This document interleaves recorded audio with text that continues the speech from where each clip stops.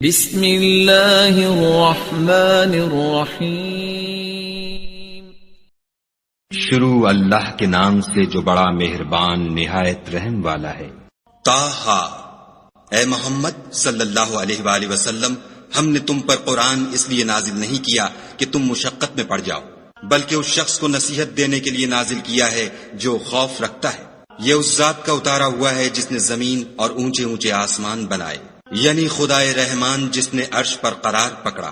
جو کچھ آسمانوں میں ہے اور جو کچھ زمین میں ہے اور جو کچھ ان دونوں کے بیچ میں ہے اور جو کچھ زمین کی مٹی کے نیچے ہے، سب اسی کا ہے۔ اور اگر تم پکار کر بات کہو تو وہ تو چھپے بھید اور نہایت پوشیدہ بات تک کو جانتا ہے۔ وہ معبود برحق ہے کہ اس کے سوا کوئی معبود نہیں ہے، اس کے سب نام اچھے ہیں۔ اور کیا تمہیں موسیٰ کے حال کی خبر ملی ہے؟ جب انہوں نے آگ دیکھی تو اپنے گھر کے لوگوں سے کہا کہ تم یہاں ٹھہرو، میں نے آگ دیکھی ہے، میں وہاں جاتا ہوں، شاید اس میں سے میں تمہارے پاس انگاری لاؤں یا آگ کے مقام کا رستہ معلوم کر سکوں۔ جب وہاں پہنچے تو آواز آئی کہ موسیٰ، میں تو تمہارا پروردگار ہوں، تو اپنی جوتیاں اتار دو، تم یہاں پاک میدان یعنی طویٰ میں ہو، اور میں نے تم کو انتخاب کر لیا ہے، تو جو حکم دیا جائے اسے سنو۔ بے شک میں ہی خدا ہوں، میرے سوا کوئی معبود نہیں، تو میری عبادت کیا کرو اور میری یاد کے لیے نماز پڑھا کرو۔ قیامت یقیناً آنے والی ہے، میں چاہتا ہوں کہ اس کے وقت کو پوشیدہ رکھوں تاکہ ہر شخص جو کوشش کرے اس کا بدلہ پائے۔ تو جو شخص اس پر ایمان نہیں رکھتا اور اپنی خواہش کے پیچھے چلتا ہے، کہیں تم کو اس کے یقین سے روک نہ دے، تو اس صورت میں تم ہلاک ہو جاؤ۔ اور موسیٰ، یہ تمہارے داہنے ہاتھ میں کیا ہے؟ انہوں نے کہا، یہ میری لاٹھی ہے، اس پر میں سہارا لگاتا ہوں اور اس سے اپنی بکریوں کے لیے پتے جھاڑتا ہوں، اور اس میں میرے اور بھی کئی فائدے ہیں۔ فرمایا کہ موسیٰ، اسے ڈال دو، تو انہوں نے اس کو ڈال دیا اور وہ ناگہاں سانپ بن کر دوڑنے لگا۔ خدا نے فرمایا کہ اسے پکڑ لو اور ڈرنا مت، ہم اس کو ابھی اس کی پہلی حالت پر لوٹا دیں گے، اور اپنا ہاتھ اپنی بغل سے لگا لو، وہ کسی عیب و بیماری کے بغیر سفید چمکتا دمکتا نکلے گا۔ یہ دوسری نشانی ہے تاکہ ہم تمہیں اپنے نشانات عظیم دکھائیں۔ تم فرعون کے پاس جاؤ کہ وہ سرکش ہو رہا ہے۔ کہا، میرے پروردگار، اس کام کے لیے میرا سینہ کھول دے اور میرا کام آسان کر دے، اور میری زبان کی گرہ کھول دے تاکہ وہ میری بات سمجھ لیں، اور میرے گھر والوں میں سے ایک کو میرا وزیر یعنی مددگار مقرر فرما، یعنی میرے بھائی ہارون کو، اس سے میری قوت کو مضبوط کر اور اسے میرے کام میں شریک کر، تاکہ ہم تیری بہت سی تسبیح کریں اور تجھے کثرت سے یاد کریں، تو ہم کو ہر حال میں دیکھ رہا ہے۔ فرمایا، موسیٰ، تمہاری دعا قبول کی گئی، اور ہم نے تم پر ایک بار اور بھی احسان کیا تھا، جب ہم نے تمہاری والدہ کو الہام کیا تھا جو تمہیں بتایا جاتا ہے۔ وہ یہ تھا کہ اسے یعنی موسیٰ کو صندوق میں رکھو، پھر اس صندوق کو دریا میں ڈال دو، تو دریا اس کو کنارے پر ڈال دے گا، اور میرا اور اس کا دشمن اسے اٹھا لے گا۔ اور موسیٰ، میں نے تم پر اپنی طرف سے محبت ڈال دی، اس لیے کہ تم پر مہربانی کی جائے اور اس لیے کہ تم میرے سامنے پرورش پاؤ۔ جب تمہاری بہن فرعون کے ہاں گئی اور کہنے لگی کہ میں تمہیں ایسا شخص بتاؤں جو اس کو پالے، تو اس طریق سے ہم نے تم کو تمہاری ماں کے پاس پہنچا دیا تاکہ ان کی آنکھیں ٹھنڈی ہوں اور وہ رنج نہ کریں۔ اور تم نے ایک شخص کو مار ڈالا تو ہم نے تم کو غم سے مخلصی دی، اور ہم نے تمہاری کئی بار آزمائش کی، پھر تم کئی سال اہل مدین میں ٹھہرے رہے، پھر اے موسیٰ، تم قابلیت و رسالت کے اندازے پر آ پہنچے، اور میں نے تم کو اپنے کام کے لیے بنایا ہے، تو تم اور تمہارا بھائی دونوں ہماری نشانیاں لے کر جاؤ اور میری یاد میں سستی نہ کرنا۔ دونوں فرعون کے پاس جاؤ، وہ سرکش ہو رہا ہے، اور اس سے نرمی سے بات کرنا، شاید وہ غور کرے یا ڈر جائے۔ دونوں کہنے لگے کہ ہمارے پروردگار، ہمیں خوف ہے کہ ہم پر تعدی کرنے لگے یا زیادہ سرکش ہو جائے۔ خدا نے فرمایا کہ ڈرو مت، میں تمہارے ساتھ ہوں اور سنتا اور دیکھتا ہوں۔ اچھا، تو اس کے پاس جاؤ اور کہو کہ ہم آپ کے پروردگار کے بھیجے ہوئے ہیں، تو بنی اسرائیل کو ہمارے ساتھ جانے کی اجازت دیجیے اور انہیں عذاب نہ کیجیے۔ ہم آپ کے پاس آپ کے پروردگار کی طرف سے نشانی لے کر آئے ہیں، اور جو ہدایت کی بات مانے اس کو سلامتی ہو۔ ہماری طرف یہ وحی آئی ہے کہ جو جھٹلائے اور منہ پھیرے اس کے لیے عذاب تیار ہے۔ غرض موسیٰ اور ہارون فرعون کے پاس گئے، اس نے کہا کہ موسیٰ، تمہارا پروردگار کون ہے؟ کہا کہ ہمارا پروردگار وہ ہے جس نے ہر چیز کو اس کی شکل و صورت بخشی، پھر راہ دکھائی۔ کہا، تو پہلی جماعتوں کا کیا حال؟ کہا کہ ان کا علم میرے پروردگار کو ہے، جو کتاب میں لکھا ہوا ہے۔ میرا پروردگار نہ چوکتا ہے نہ بھولتا ہے، وہ وہی تو ہے جس نے تم لوگوں کے لیے زمین کو فرش بنایا اور اس میں تمہارے لیے رستے جاری کیے، اور آسمان سے پانی برسایا، پھر اس سے انواع و اقسام کی مختلف رویدگیاں پیدا کی کہ خود بھی کھاؤ اور اپنے چار پایوں کو بھی چراؤ، بے شک ان باتوں میں عقل والوں کے لیے بہت سی نشانیاں ہیں۔ اسی زمین سے ہم نے تم کو پیدا کیا اور اسی میں تمہیں لوٹائیں گے اور اسی سے دوسری دفعہ نکالیں گے۔ اور ہم نے فرعون کو اپنی سب نشانیاں دکھائیں، مگر وہ تکذیب اور انکار ہی کرتا رہا۔ کہنے لگا کہ موسیٰ، کیا تم ہمارے پاس اس لیے آئے ہو کہ اپنے جادو کے زور سے ہمیں ہمارے ملک سے نکال دو؟ تو ہم بھی تمہارے مقابل ایسا ہی جادو لائیں گے، تو ہمارے اور اپنے درمیان ایک وقت مقرر کر لو کہ نہ تو ہم اس کے خلاف کریں اور نہ تم، اور یہ مقابلہ ایک ہموار میدان میں ہوگا۔ موسیٰ نے کہا کہ آپ کے لیے یوم زینت کا وعدہ ہے، اور یہ کہ لوگ اس دن چاشت کے وقت اکٹھے ہو جائیں۔ تو فرعون لوٹ گیا اور اپنے سامان جمع کر کے پھر آیا۔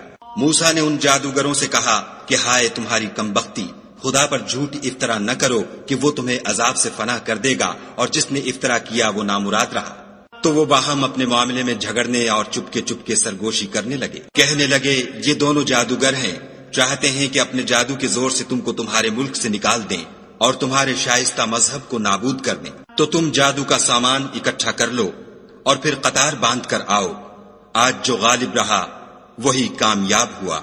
بولے کہ موسیٰ، یا تو تم اپنی چیز ڈالو یا ہم اپنی چیزیں پہلے ڈالتے ہیں۔ موسیٰ نے کہا نہیں، تم ہی ڈالو۔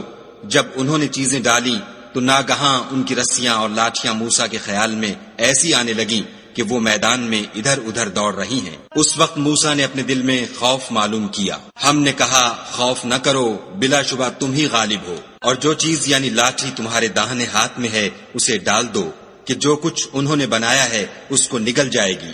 جو کچھ انہوں نے بنایا ہے یہ تو جادوگروں کے ہتھ کنڈے ہیں، اور جادوگر جہاں جائے فلاح نہیں پائے گا۔ القصہ یوں ہی ہوا تو جادوگر سجدے میں گر پڑے اور کہنے لگے کہ ہم موسیٰ اور ہارون کے پروردگار پر ایمان لائے۔ فرعون بولا کہ پیشتر اس کے کہ میں تمہیں اجازت دوں تم اس پر ایمان لے آئے، بے شک وہ تمہارا بڑا یعنی استاد ہے جس نے تم کو جادو سکھایا ہے، سو میں تمہارے ہاتھ اور پاؤں جانب خلاف سے کٹوا دوں گا اور کھجور کے تنوں پر سولی چڑھوا دوں گا۔ اس وقت تم کو معلوم ہوگا کہ ہم میں سے کس کا عذاب زیادہ سخت اور دیر تک رہنے والا ہے۔ انہوں نے کہا کہ جو دلائل ہمارے پاس آ گئے ہیں ان پر اور جس نے ہم کو پیدا کیا ہے اس پر ہم آپ کو ہرگز ترجیح نہیں دیں گے، تو آپ کو جو حکم دینا ہو دے دیجئے، اور آپ جو حکم دے سکتے ہیں وہ صرف اسی دنیا کی زندگی میں دے سکتے ہیں۔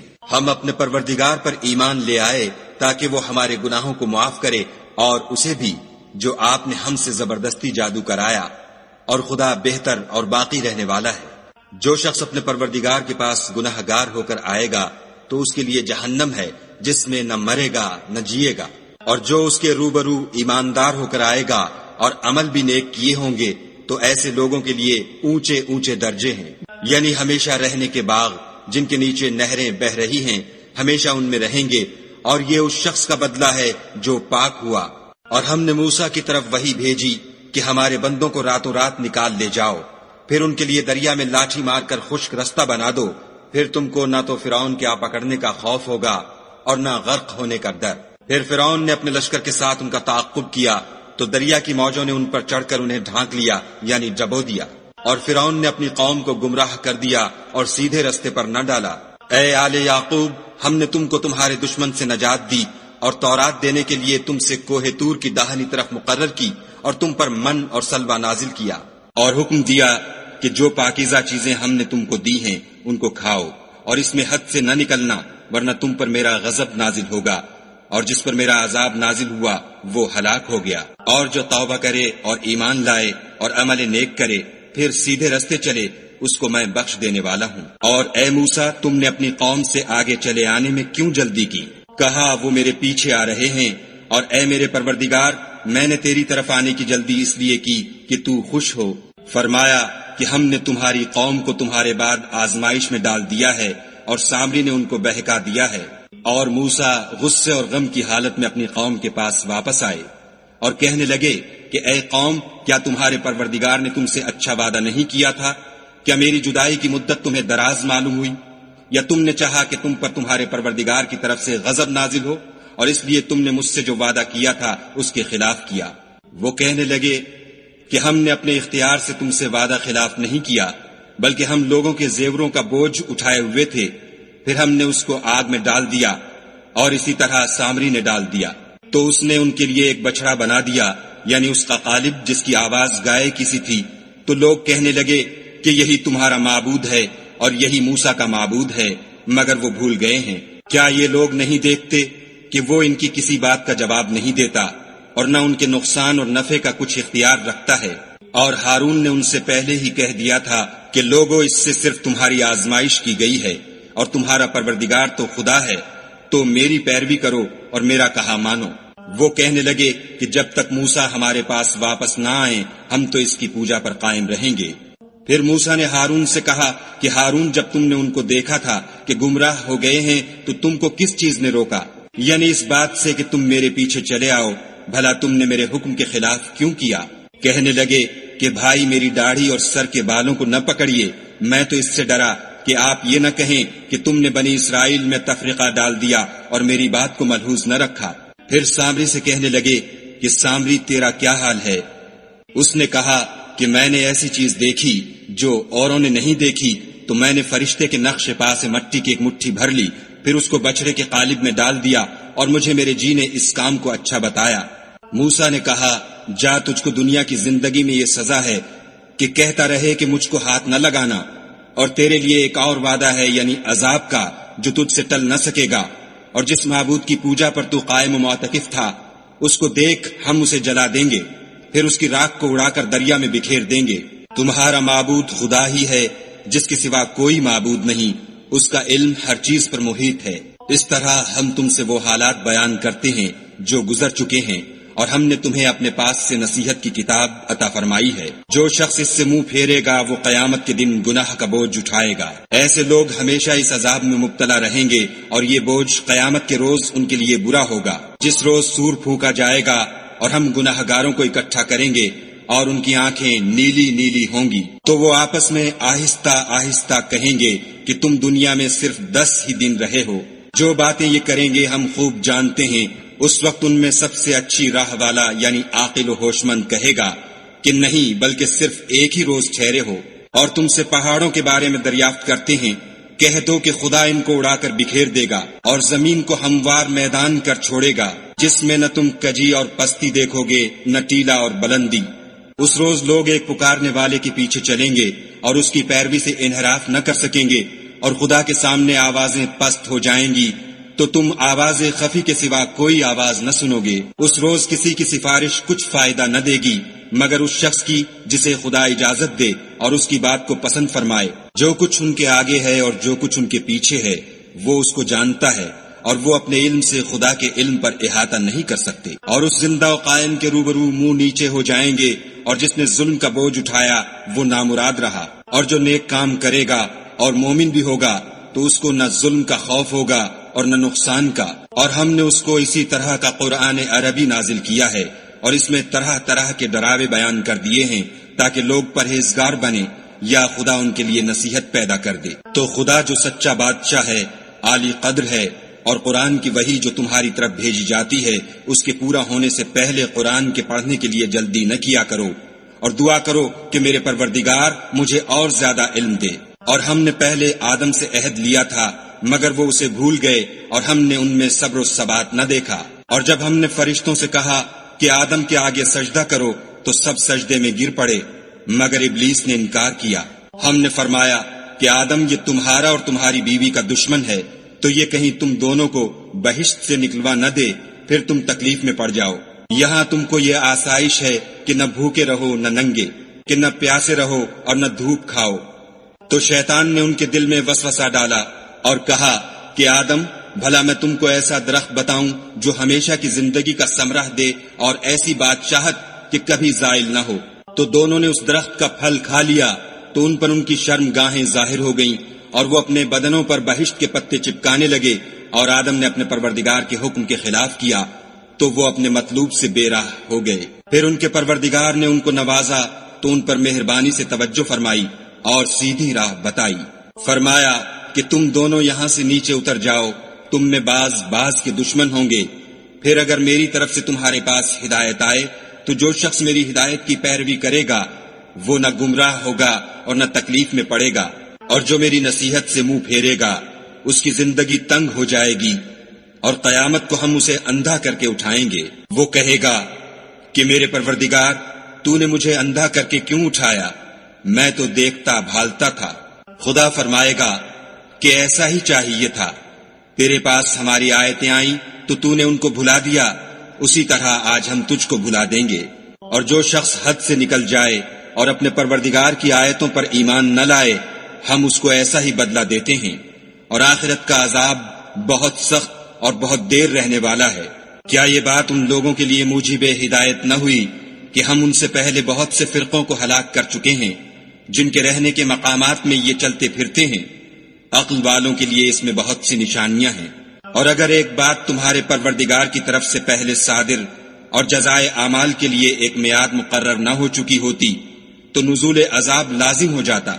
بس جو کچھ یہ بکواس کرتے ہیں اس پر صبر کرو، اور سورج کے نکلنے سے پہلے اور اس کے غروب ہونے سے پہلے اپنے پروردگار کی تسبیح و تحمید کیا کرو، اور رات کی ساعات اولین میں بھی اس کی تسبیح کیا کرو، اور دن کی اطراف یعنی دوپہر کے قریب ظہر کے وقت بھی، تاکہ تم خوش ہو جاؤ۔ اور کئی طرح کے لوگوں کو جو ہم نے دنیا کی زندگی میں آرائش کی چیزوں سے بہرہ مند کیا ہے تاکہ ان کی آزمائش کریں، ان پر نگاہ نہ کرنا۔